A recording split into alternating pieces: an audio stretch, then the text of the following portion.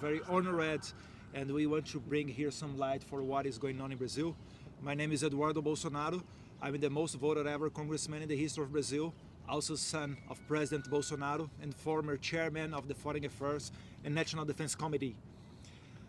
I have always warned in my speeches in the Congress about the dangers of my country turning into a Cuba or Venezuela with their concentration camps. Today, unfortunately, I live in my own movie about the Gulag. And for those who think I'm exaggerating, I will cite here few simple names. Felipe Martins, the international advisor to President Bolsonaro, as Jared Kushner was to President Trump. A brilliant young man in his 30s with a promising future, imprisoned by an exception tribunal, accused of a coup d'etat never attempted or planned, and without the hope of minimally fair treatment, as due process and broad defense no longer exists in Brazil.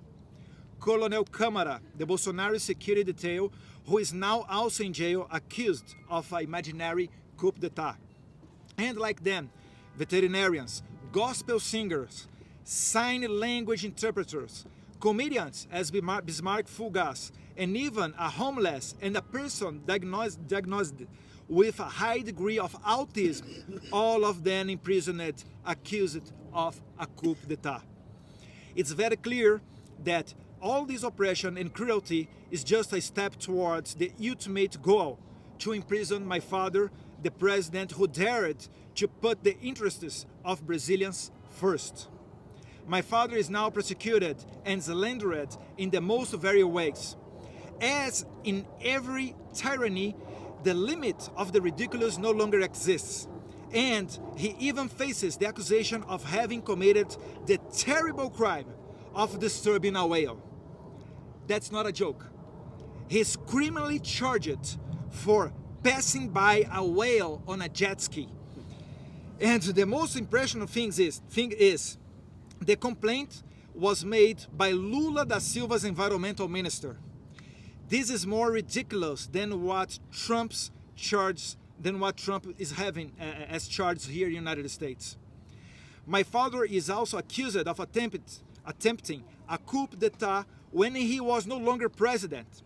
The judiciary, appointed by the Communist Party in power, want us to believe that my father waited to leave power and, when he no longer had the armed forces under his command, attempted a coup d'etat with elderly and unarmed women, all of these thousands of kilometers away from Brazil, when my father was in vacations in the United States. Going to the end, they want us to believe, Mr. Chris Smith, that women, elderly ladies, and all kinds of ordinary citizens, unarmed, are a danger to the rule of law. And those violating the rights and fundamental guarantees are the saviors. Ladies and gentlemen, these stories are not something that someone told me. We are living this right now, and with not even a single word from Biden administration, State Department, or any governmental authority from the homeland of democracy, the United States of America.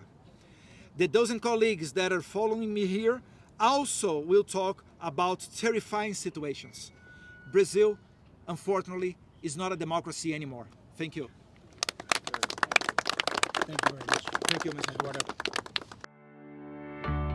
Poder Monitor. Acesse agora e ganhe 30 dias grátis.